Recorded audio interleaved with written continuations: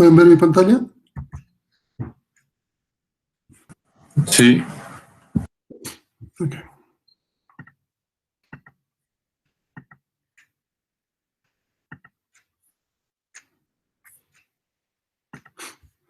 Empecemos. A ver.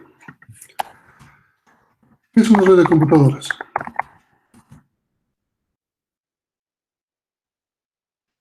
¿Alguien me puede decir?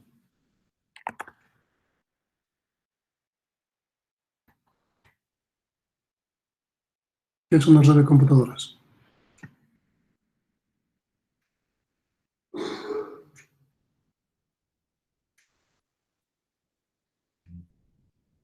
Vamos, tenían que haber leído la primera página por lo menos. Díganme qué es una red de computadoras.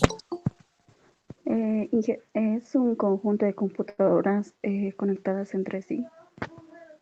Ok. Es un conjunto de computadoras conectadas entre sí. Así de simple.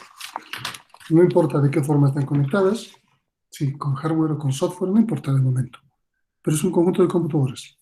¿Qué función tiene este conjunto de computadoras, esta red?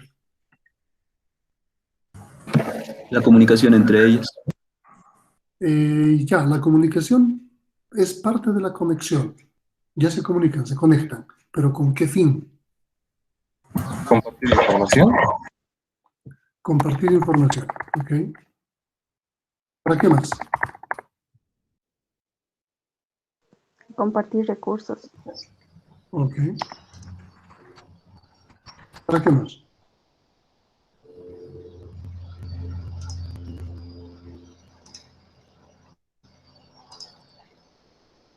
¿Para qué más?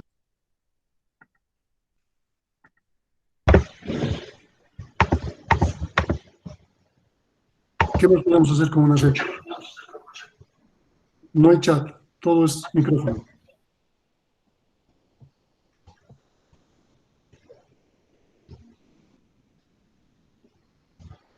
Dylan, tu micrófono está activado. Si no tienes nada que decir, desactívalo. Compartir información, compartir recursos. ¿Qué más? ¿Para qué más utilizamos una red? Envío de mensajes. Ya, ¿cómo le llamaríamos eso de manera general? Cuando chatean. Comunicación. Exactamente. Entonces tenemos comunicación.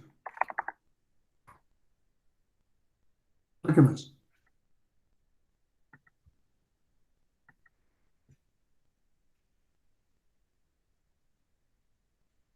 ¿Qué más podemos hacer con una red de computadoras?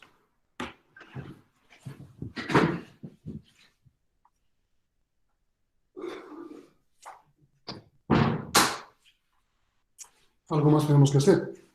¿Qué más se puede hacer? Jugar en línea. Ok, entonces, ocio, entretenimiento.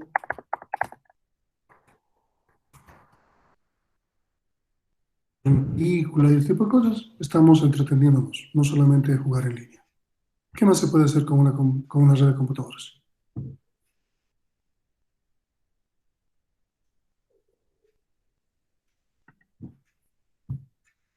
¿Mm? Almacenar información. Vendría a ser compartir información. O sea, si está en la nube, si está en algún servidor y la compartes, es parte del almacenamiento. ¿Qué más? Desarrollo de software. En una red, trabajo colaborativo, sigues compartiendo información.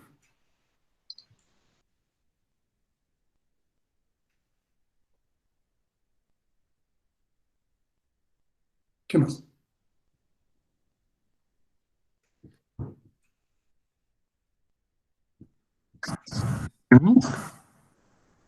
¿Sí, Ronald?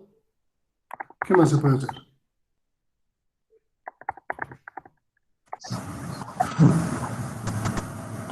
Control y monitoreo. ¿Qué se refiere por eso? Ronald, tu micrófono. ¿A qué nos referimos con control y monitoreo? ¿Ok? Vamos a poner el ejemplo de la energía eléctrica que nos llega a la casa. Resulta que en Bolivia hay varias generadores de electricidad, hidroeléctricas, queman gas, queman castaña, o bueno, su desperdicio, generan energía eólica, hay fotovoltaica, tenemos muchas fuentes de energía generadoras.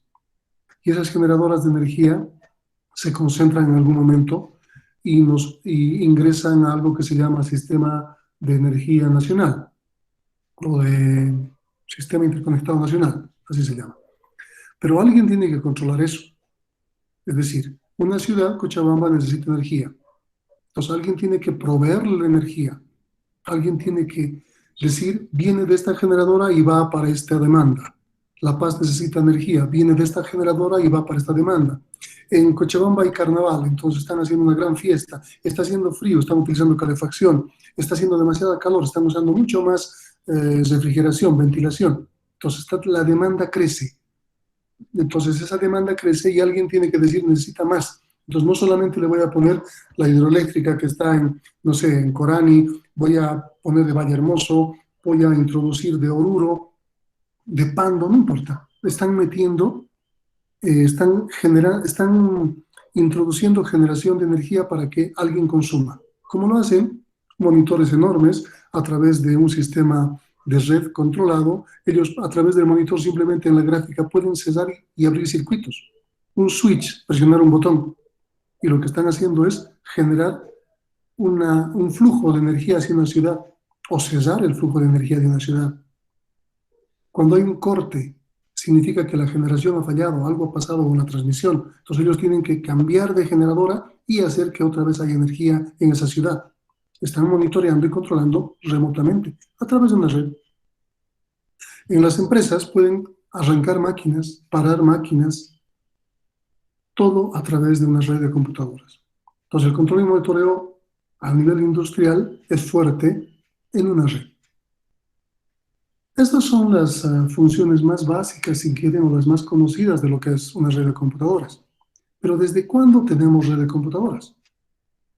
¿Alguna idea?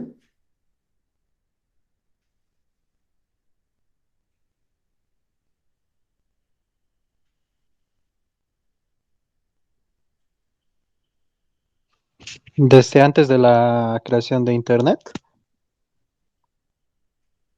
Sí, sí, obviamente que sí, pero a ver, hablemos de la generación de computadoras. ¿Cuántas generaciones hay?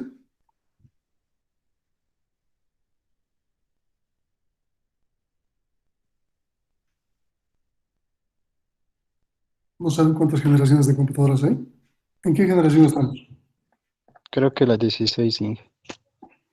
En la En la, cuarta, en la práctica, la generación de computadoras es cambio tecnológico. ¿Qué cambio tecnológico ha habido desde el 80?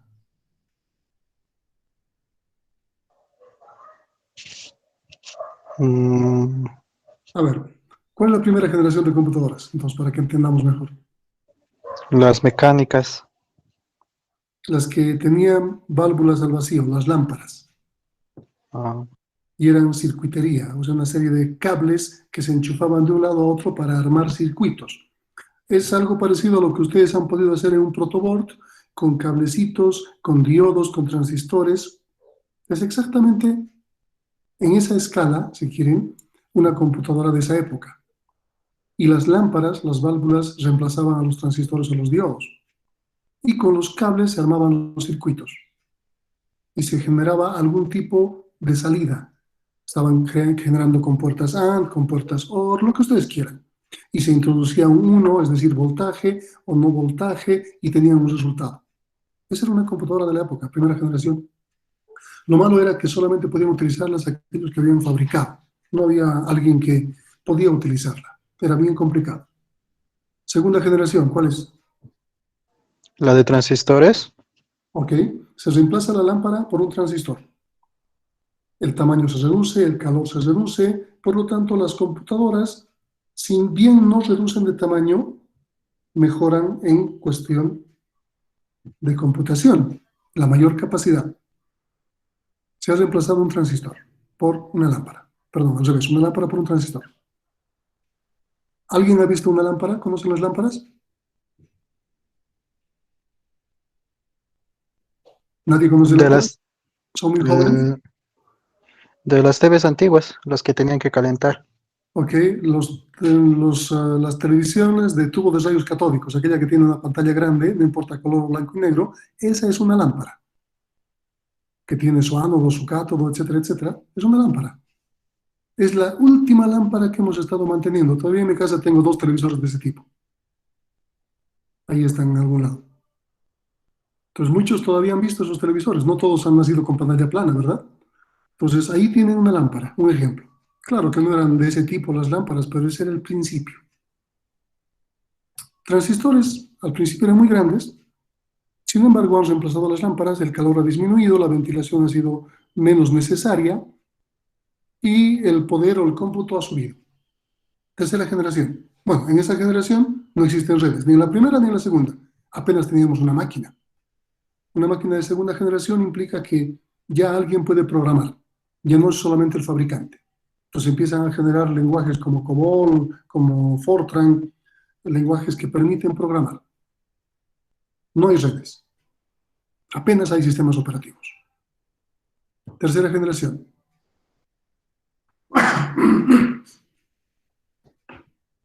Tercera Se generación. crean los chips. Ok, vendría a ser un poco lo que se llama circuitos integrados. Se va miniaturizando todo, los VLCMs, ¿no? Estamos reduciendo el tamaño de las cosas. Al reducir el tamaño de las cosas, creamos circuitos integrados. Esos circuitos que se llamaban con los cables antes, ya se ponen en unas placas. Entonces, y las placas nos permiten minimizar tamaños. Los transistores también bajan de tamaño. O muchos transistores se colocan en un circuito integrado. Por lo tanto, ya tenemos una miniaturización. Aparecen sistemas operativos y aparecen las primeras ideas de redes. A esa altura, más o menos. Pero estas redes, estamos hablando entre mainframes, computadoras muy grandes, mini computadoras.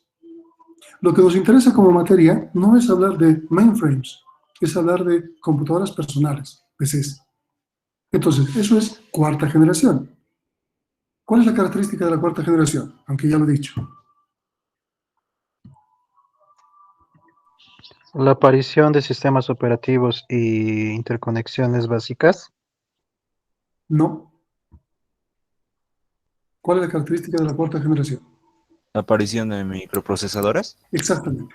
Como ya estábamos en la etapa de miniaturización o de manejar circuitos integrados, aparecen los microprocesadores, que no son otra cosa que circuitos dentro de un pequeño chip. Un montón de circuitos, con un montón de procesadores dentro. ¿Cuántos transistores tiene un procesador actualmente? Más de 14 billones. Ok, millones de transistores, millones. Y si han llevado sistemas operativos, han debido ver que muchos de esos transistores se convierten dentro del procesador ¿en qué? Caché. En memoria caché. A través de ciertos circuitos se convierte en memoria caché. Estamos restándole potencia, pero estamos dándole de alguna manera mayor rendimiento, dándole memoria interna rápida. Entonces son procesadores, microprocesadores. Se llaman microprocesadores para diferenciarse de los mini o main, que vendría a ser las computadoras mini, las mini computadoras, que son mucho más grandes que las microcomputadoras. Las microcomputadoras, que tienen microprocesadores, son las que actualmente utilizamos. Entonces, ¿hay una quinta generación? Tecnológicamente hablando, no. Se ha intentado con lo que es la inteligencia artificial, pero bueno, no ha sido tan exitosa. La computación cuántica, si fuese exitosa y llegase a todo el mundo como mercado, yo pienso que podría ser la quinta generación, porque habría un cambio tecnológico. Mientras tanto, seguimos en la cuarta generación, desde el 80. Lo que sí ha mejorado esta cuarta generación, significa que se han ido colocando más transistores y muchos más y muchos más y muchos más dentro de un chip, lo que ha permitido que se maneje mayores velocidades, mayor cantidad de memoria, los sistemas operativos han mejorado, se han integrado mucho más, o sea, ha habido una evolución, pero no un cambio de tecnología. ¿Se entiende esto?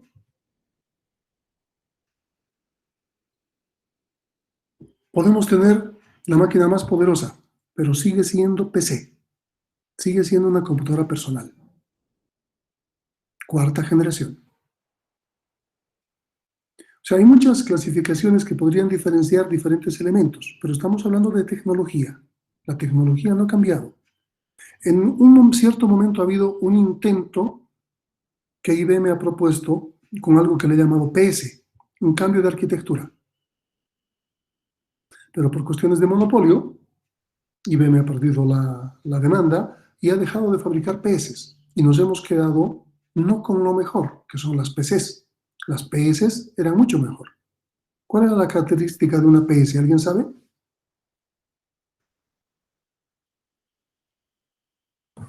¿Era microcanal? Microcanal, la arquitectura de microcanal. ¿Y qué arquitectura manejamos nosotros ahora en la PC?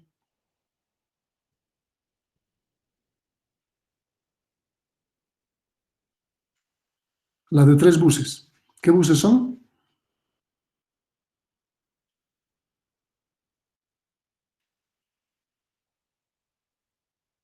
Datos, control. ¿Qué falta? Direcciones. Y tenemos una limitación con las PCs. ¿Cuál es la limitación?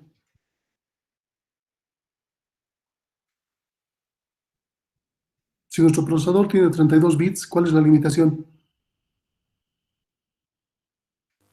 2 a la 32. Exactamente, 2 a la n, 2 a la 32, 4 GB de direccionamiento. Entonces nuestra memoria RAM no puede crecer más allá de eso.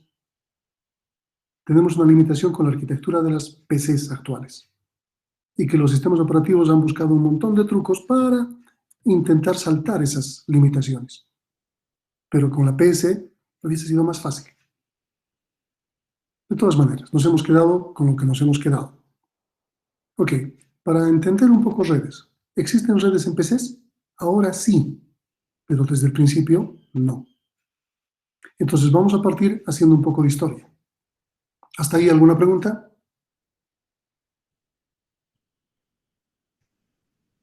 ¿Ninguna pregunta? Ok. Empezamos con equipos de tercera generación. Más o menos la altura de lo que se llamaría el sistema operativo Unix. Unix, colocado en una mainframe, por eso estoy hablando de una tercera generación. Un mainframe vendría a ser como un server ahora, ¿no? Existen todavía mainframes, aunque ya no son de tercera generación, obviamente han evolucionado un montón, pero una característica grande era que en esa época la tercera generación eran computadoras muy grandes y no habían computadoras sueltas en la casa. Había una sola computadora para hacer todo. Y lo que se le ocurre bueno, la idea de manejar entre tercera y cuarta generación, al finalizar la tercera y al empezar la cuarta generación, es que Unix aparece al final de los 60. Unix tiene una gran particularidad, algo que se llama time sharing, tiempo compartido. ¿Alguien me puede decir qué es el tiempo compartido?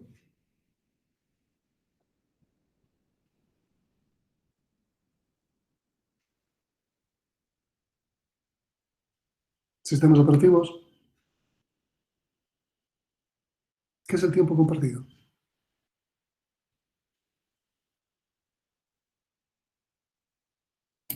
Compartir entre varios un mismo recurso. ¿Cómo?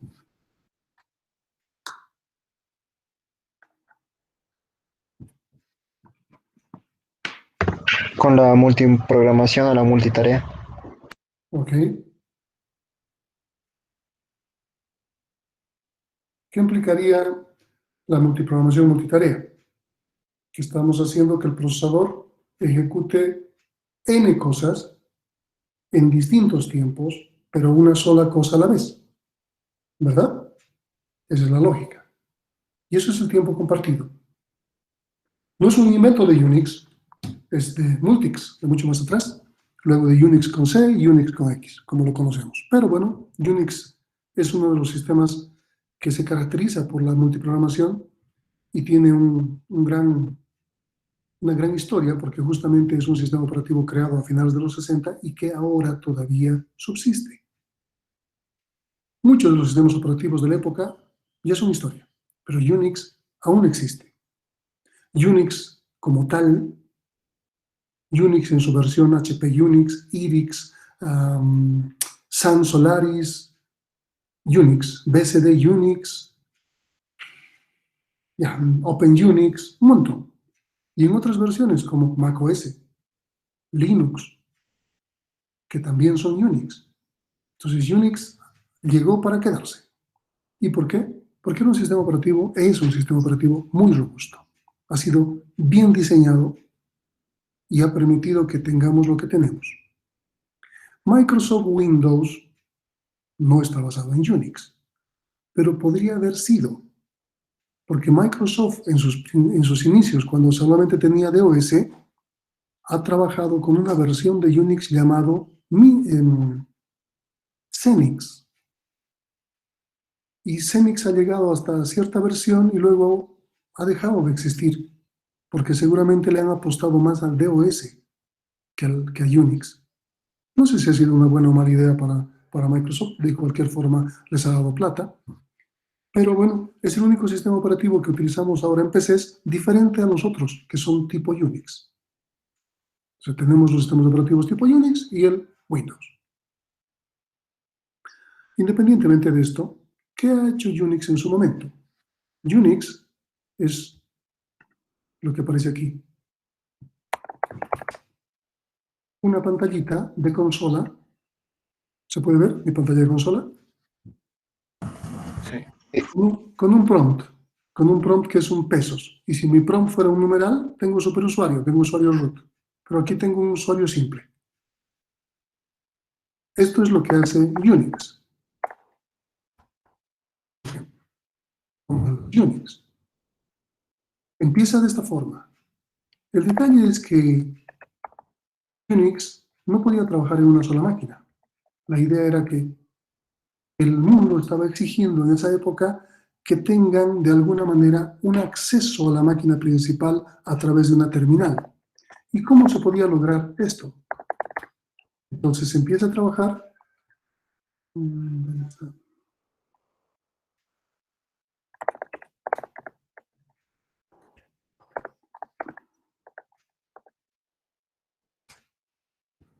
Se empieza a trabajar en algo que se llaman terminales. Las terminales, en su momento, no eran otras computadoras, sino que eran algo que se llamaba dump. ¿Qué era una terminal dump?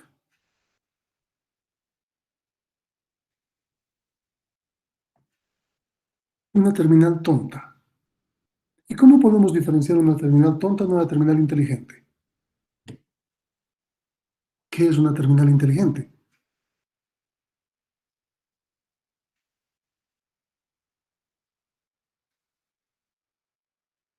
Las computadoras que tenemos actualmente, las PCs, ¿son tontas o inteligentes?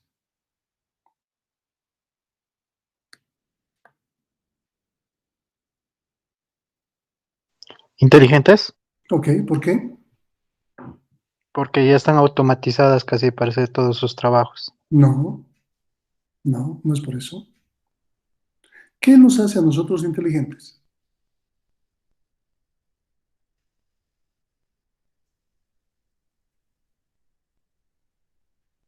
La capacidad de procesar ¿Procesar qué?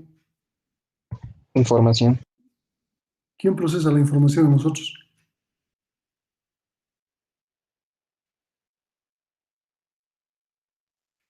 El cerebro, tal vez. ¿Ok? Entonces, el cerebro nos hace inteligentes. ¿Qué hace que nuestra computadora sea inteligente? El procesador. Exactamente, el procesador. Entonces, estas terminales tontas, ¿qué les falta? ¿Procesador? Exactamente.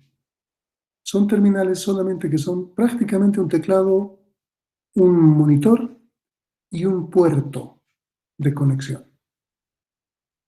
Y que van a jalar los recursos de un sistema operativo de tiempo compartido. Entonces, para hacerlo, Unix, fíjense que aquí estoy mostrándoles macOS, sin embargo es un Unix por debajo, aparece lo que ya se manejaba en esa época, algo que se llama TTY. terminales y tenían un número. Y podíamos colocar varias terminales. Vamos a hablar sobre esa limitación ahora. Pero aquí manejamos las TTIs, terminales tontas. ¿Está bien? Estas terminales tontas tienen este concepto. La máquina principal se conecta a través de un cable a una terminal tonta, por un puerto. También se podía conectar a una impresora y a varias terminales. Ahora bien, ¿cómo conectamos una máquina a otra máquina? No se había inventado la tarjeta de red, así que no me digan eso. ¿Cómo podemos conectar una máquina con otra? Este es un ejemplo de terminal tonta. Una digital, una muy famosa en la época. Y aquí hay otras, muchas más. Parece una computadora, sin embargo era un monitor con un teclado y un puerto. ¿Cómo conectamos una máquina con otra? Si quisiéramos conectar una máquina con otra ahora y no tuviésemos tarjeta de red, ¿qué hacemos?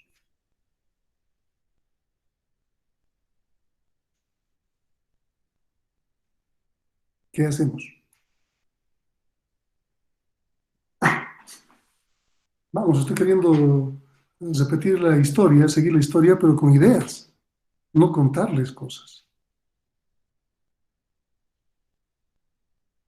Tendríamos que conectarlo directamente a la placa de la principal. Ya, ¿cómo? ¿Qué tenemos en la computadora o qué teníamos en la computadora que nos permitiese conectar una máquina con un periférico? Puertos, ¿Qué puertos tenemos? los PS2. No, los PS2 son este tipo de puertos que están diseñados para teclado para ratón, inventados por IBM. Y viene de su Personal System, justamente, de su PS. Y que luego se ha quedado para las PCs. Pero bueno, los puertos que necesitamos están aquí. ¿Cómo se llaman? Los paralelos. Los seriales y los paralelos. Y aquí está la imagen de ellos, si no los conocían, porque toda computadora actual ya no los tiene. Pero sin embargo, antes sí los tenían. Y las terminales, cuando se han creado, sí las han colocado. Ahora, ¿cuál es la diferencia entre utilizar una conexión paralela y una conexión serial? ¿Cuál La deberíamos paralela, usar? la Adelante. paralela va en conjunto, es decir, si es de cuatro líneas, van cuatro en conjunto. Y la serial va uno por uno, es decir, que va uno detrás de otro. Ok, entonces, en cuestión de conexiones, el paralelo es mejor. ¿Qué desventaja tiene? La cantidad de puertos o líneas que pueda llevar, porque solo lleva de una tanda, es decir, si tiene 4 líneas, solo lleva 4 bits de información. Ya, pero el serial va a llevar uno, entonces, aún así la ventaja. ¿Cuál sería la ventaja de serial frente al paralelo? La velocidad. No.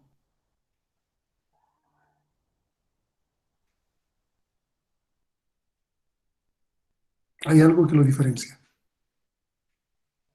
y que le da ventaja al serial. En el caso de haber armado una red con Unix. Como decía su compañero, fíjense, aquí en un DB9, lo que estamos conectando es el 2 y el 3, transmisión-recepción. Y esto lo utiliza para tierra.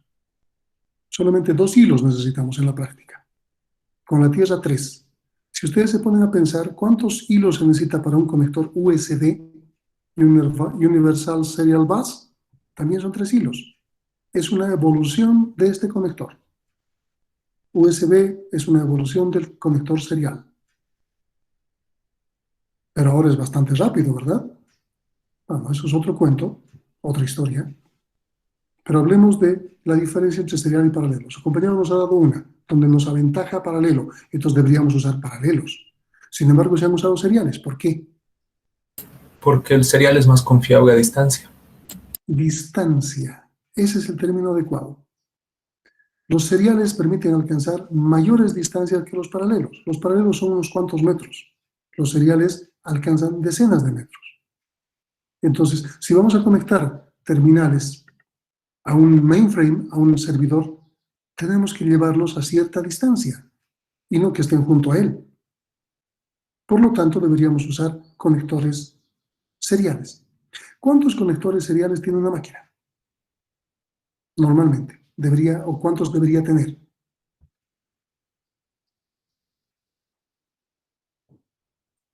La mayoría de las PCs han llegado con 2 seriales y un paralelo, con uno con 2 como seriales y LPT1 como paralelo. Y se podía colocar una tarjeta adicional que nos permitía duplicar esto, es decir, 4 seriales hasta 2 paralelos. Nada más, esa es la limitación. Entonces, haciendo una analogía simple, si yo quiero conectar mi máquina con esta terminal, ya estoy gastando un puerto serial. Con esta otra, un puerto serial. Y si coloco una tarjeta adicional, este puerto serial y este puerto serial, tengo de COM1 a COM4. Quiero conectar una quinta, ya no puedo. Entonces se inventa algo en esta época que se llama multiplexor. Serial. Vamos a ver una fotito interesante que nos puede mostrar. Algo por el estilo. Entra uno y salen varios. Es como un cortapicos, un supresor de picos, donde podemos tener un enchufe conectado a la línea y varios para que podamos utilizar con diferentes clavijas. Aquí está un ejemplo, ¿no? Tenemos una forma de tener más conectores. Esto es una tarjeta que se coloca dentro de la máquina y con un cable se maneja eso. Había uno que se llamaba Computon, una marca. Vamos a ver si podemos ver una de esas. Bueno, por lo menos no se ve una que conocía, ¿no? Bueno, el multiplexor serial.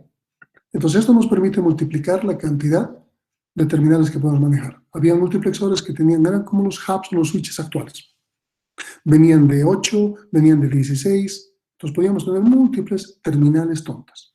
En cada terminal tonta debíamos crear una sesión, así que aparecía el login, contraseña, y luego aparecía el prompt, tal como les he mostrado aquí, ¿no? Aparecía un prompt. Y allí en el prompt podía hacer lo que yo quiera si conocía el lenguaje del sistema operativo, o el sistema operativo, perdón. Unix. Ok. También tenemos ahora, entonces esta es la forma de conectar. Cada una de las máquinas está compartiendo recursos del servidor. Cada una de las terminales no tiene su propio recurso, no tiene procesador, no tiene memoria. Solo tiene un teclado, un monitor y un conector serial que a través de un cable serial se conecta a un conector serial de la mainframe y a través del dispositivo TTY algo, un número, crea una sesión en la multitarea de la Unix. Entonces tenemos una pseudo red. Veamos si nuestro Unix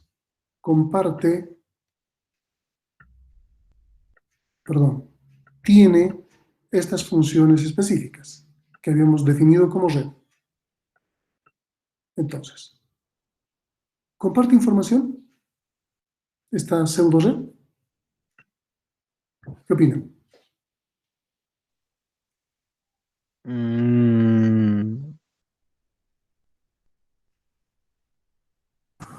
Sí.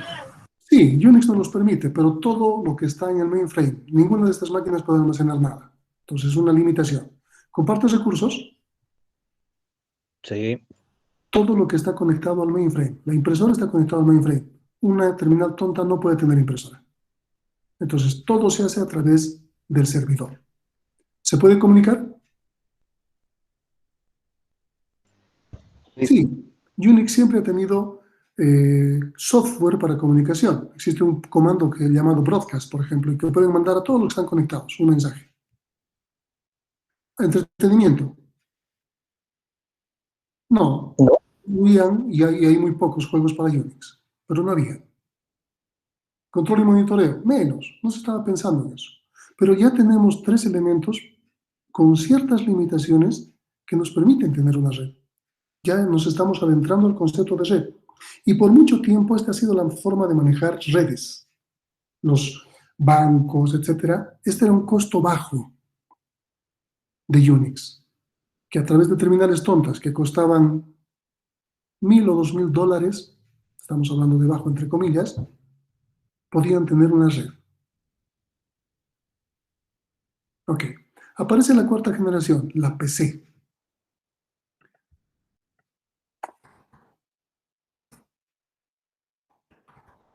Personal computer.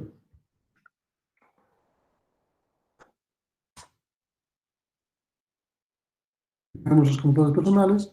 Aquí hay una antigua, una IBM, y eso no es tan antigua porque la antigua debería no tener ratón. Aquí está la foto. ¿No? Es una con doble disquetera, significa que no tiene disco duro, pero sin ratón.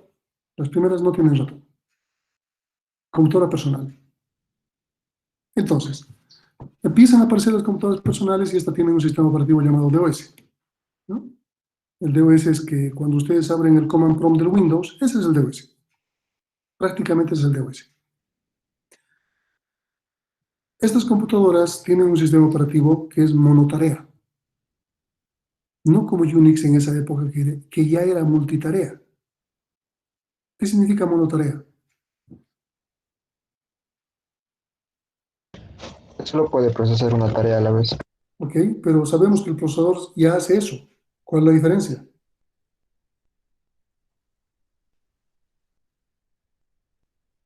Esas tareas son secuenciales. Ok, no hay una concurrencia como actualmente ocurre. Una tarea se acaba y se empieza la siguiente. Eso es DOS.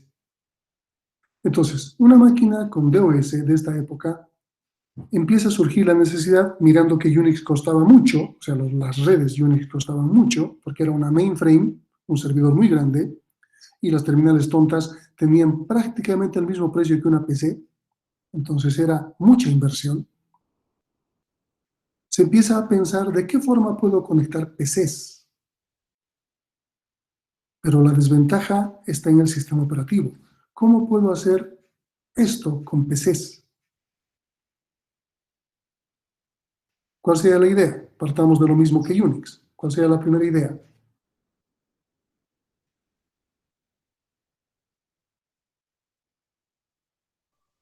Vamos, ¿cuál sería la primera idea? Crear una terminal tonta donde solo redirija comunicación. No. Tenemos que obviar las terminales tontas, porque obviamente las terminales tontas pertenecían a Unix y no funcionaban en PCs porque las PCs eran inteligentes. ¿Cómo podemos conectar dos máquinas, PCs? El mismo principio, podemos utilizar cables paralelos o cables seriales. Pero, ¿qué nos falta? ¿Qué nos diferenciaría de este Unix?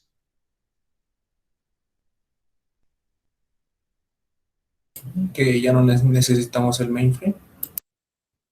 No. ¿Qué dificultad tendríamos para hacerlo?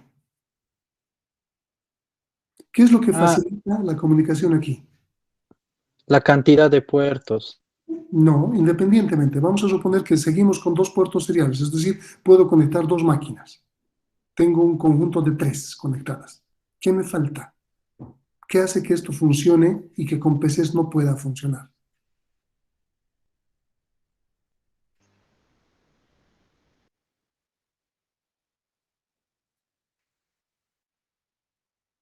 Les he mostrado hasta en Unix.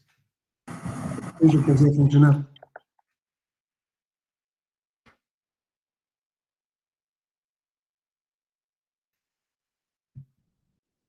El sistema operativo. Mi sistema operativo no era multitarea y no tenía dispositivos como estos. Era un DOS. ¿Y qué pasa con el DOS? Es monotarea. No tiene software para hacer este tipo de conexión. Entonces, se inventa encima un software llamado Laplink. Voy a mostrarles, aquí está el cable. Ahora, bueno, es una evolución, pero con un cable serial o un cable paralelo. Normalmente con este cable se trabajaba. Este es el cable que se utilizaba. Aún tengo en mi casa este cable. Pero lo que quiero mostrar es la pantalla. Vamos a ver si aparece.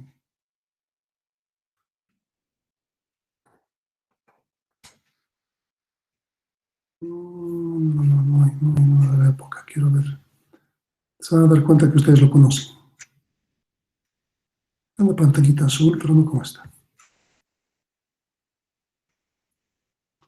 A ver, screenshot vamos a poner, tal vez ahí salga.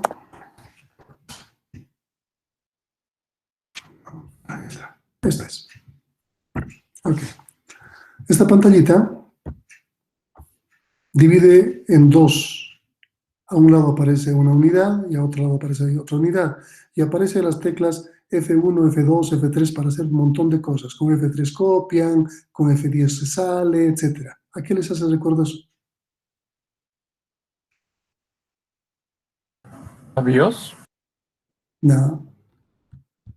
Siempre usan este programa ustedes, nada más que no se llama como tal. Total Commander. Total Commander, Windows Commander, Norton Commander, has recibido un montón de nombres en la época. Fíjense que data de los 80 y su nombre original es LabLink. Este permitía conectar dos máquinas, es decir, se conectaba a través de ese cable, con cable paralelo o cable serial, y el programa se hacía correr, el LL3 se llamaba el programa, LabLink versión 3, y dividía la pantalla, primera máquina aquí, segunda máquina aquí. Y eso permitía conectar, copiar. Vamos a ver, aquí debe estar conectado ya. Aquí está. No, aquí estamos viendo qué tipo de cable utilizamos. Puerto, COM1, COM2, COM3, o puede ser un LPT, serial o paralelo. A qué velocidad vamos a transmitir. Se permitía configurar. Pero lo que tenía en la práctica era una división de dos máquinas y en cada uno de los dos lados tenía una máquina y podía copiarse a través de F2, F3, mover, etc. Tal como se trabaja con Total Commander, Windows Commander ahora. Este era el esquema que han creado en esa época. Entonces, ¿qué teníamos en la práctica? Dos máquinas conectadas con un cable y con un programa que permitía compartir información. ¿Podíamos compartir recursos? No. No. ¿Comunicarnos? No. Y menos los demás. Entonces, solo habíamos llegado a cubrir una de lo que ya hacía Unix, pero entre dos máquinas. ¿Podíamos conectar tres? Físicamente sí, pero el programa LabLink solo conecta de dos en dos. ¿O han visto que Total Commander conecte tres pantallas? No. Entonces solo maneja de dos en dos. Así que es un esquema bien restringido, pero no teníamos otra. Entonces se inventa algo, no sé si está aquí, Fantastic.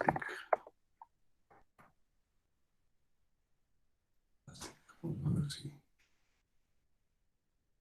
Esta era una red que se ha creado mejor que LabLink y permitía conectar con esos mismos conectores más máquinas. No ha tenido mucho éxito porque ha habido alguien que le ha quitado el protagonismo. Novel Network. Novel Network se ha creado bajo un esquema parecido al de Unix. A ver, no hay diagrama, vamos a ver si...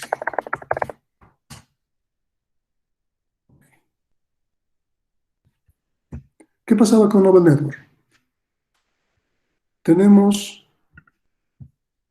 un esquema parecido a este. Fíjense, ahora tenemos un servidor, una máquina PC, que seguramente tenía mejores características que las otras PCs, y instalábamos en esta máquina sobre DOS un software llamado Novel Network.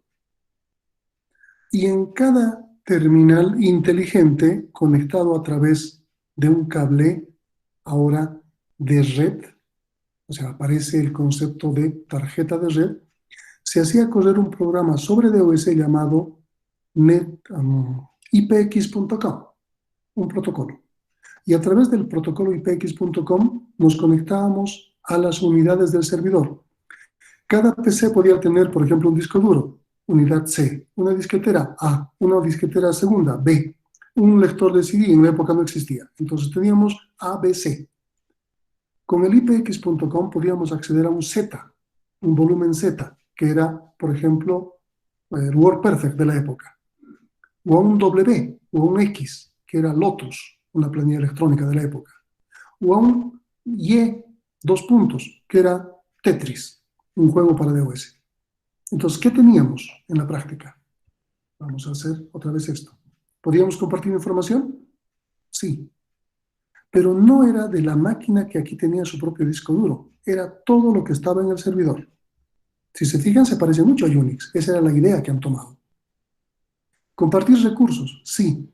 de cualquier cosa que esté conectada al servidor. El servidor podía tener una impresora, podíamos imprimir, pero ninguna de estas máquinas que sí podía tener una impresora podía conectarse, podía compartirlo. Solo se compartía cosas del servidor. ¿Se podía comunicar? Sí. Se empieza a crear programitas de comunicación. ¿Se podía entretener en línea? No. Pero podíamos jugar un jueguito que estaba aquí. Pero no compartíamos con nadie. Solo era independiente, como una unidad suelta. Ya teníamos algo más cerca. ¿Qué había posibilitado esto?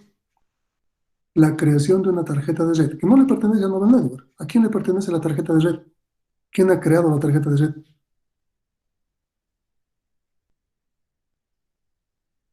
El mismo que ha creado la PC 10 años antes que aparezca la PC de IBM. ¿Quién es? ¿Quién es?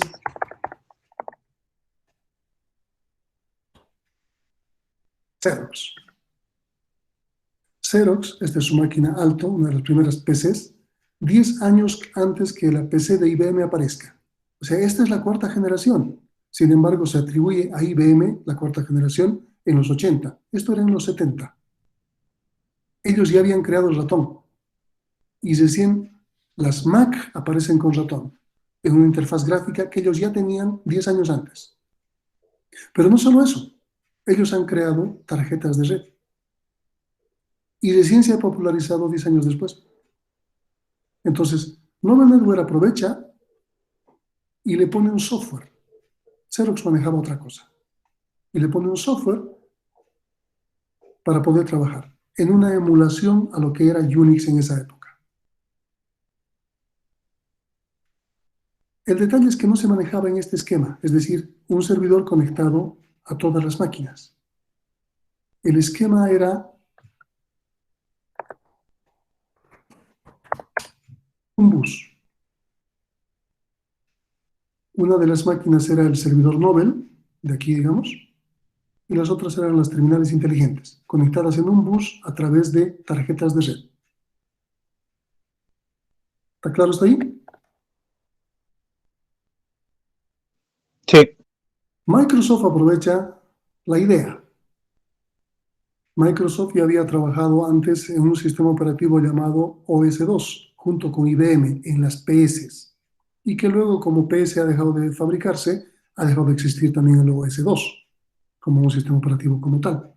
Sin embargo, el OS2 ya trabajaba con interfaz gráfica y con ratón. Entonces, Microsoft utiliza esas ideas, le roba otras ideas a Apple y crea un sistema operativo llamado Windows, que se basaba en DOS. Todas las máquinas utilizaban DOS y podían manejar este esquema. ¿Cuál es la diferencia?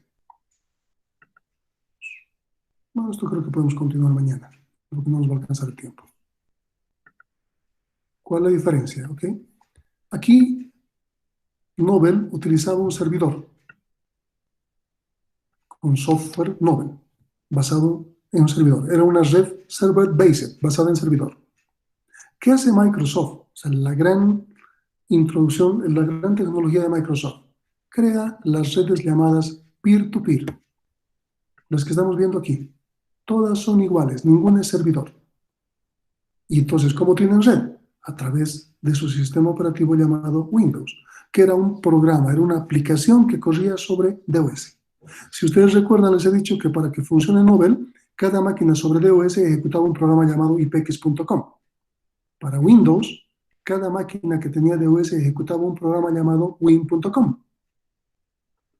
Y de esa manera teníamos un Windows que tenía una red peer-to-peer, en la cual cada una era igual. Ahora bien, ¿esta red peer-to-peer de Windows podía compartir información? Sí. Ya podía compartir mi disco duro de aquí y todos ellos lo veían. Entonces ya era más abierto que Novel. Habíamos logrado más que lo que Unix ya había hecho. ¿Podemos compartir recursos? Sí. Si aquí una máquina, esta máquina tiene una impresora, esta impresora podía ser compartida y utilizada por estos otros. Mucho más que Unix y mucho más que Novel. ¿Podíamos comunicarnos? Sí. Microsoft crea un programita que después cambia de nombre y cambia de nombre. Se llamaba NetMeeting en cierta época, ahora lo conocemos como Messenger. Va evolucionando. Un programa de chateo, si quieren. No había llamadas todavía. Entretenimiento, no. Todavía no había algo que se juegue en línea. Cada uno podía jugar su propio juego. Y si compartía tu disco duro aquí, yo podía jugar tu juego. Pero no jugábamos juntos. Control y monitoreo todavía no. Pero fíjense que esta red ha evolucionado. Esto ya es prácticamente las redes que conocemos. Y que Unix ya no ha podido adaptarse. Otra ventaja de la época, Microsoft para hacer esto utilizaba algo que se llamaba un protocolo llamado, lo voy a tener que escribir de esta forma, NetBEUI.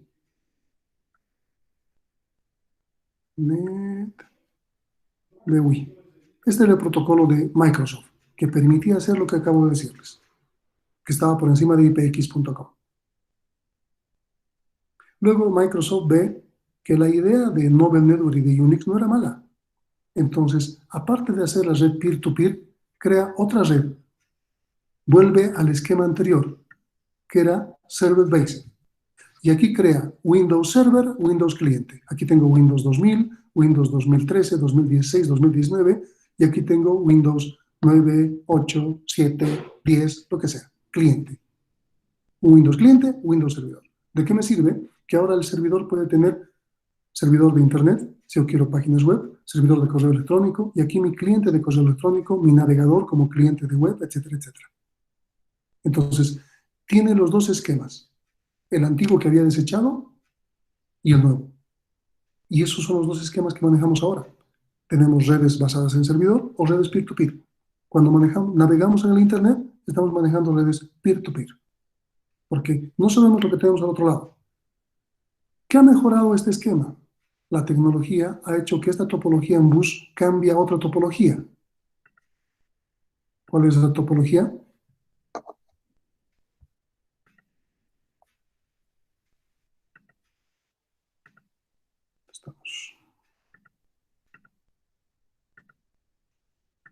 Esto.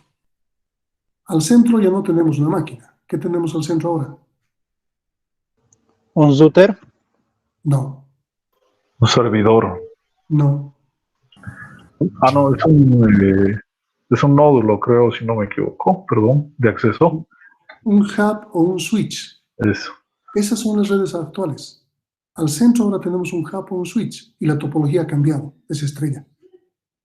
Y con un hub o un switch todas estas máquinas son peer-to-peer, a diferencia de esta topología, que también eran peer-to-peer, pero compartían un bus. Actualmente todas comparten un elemento central, no es una computadora, es un switch o un hub. Vamos a seguir hablando al respecto.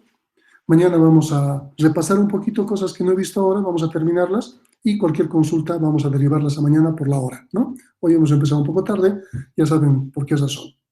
Entonces, cualquier duda la vamos a dejar para mañana directamente en la sesión de consultas. ¿Está claro?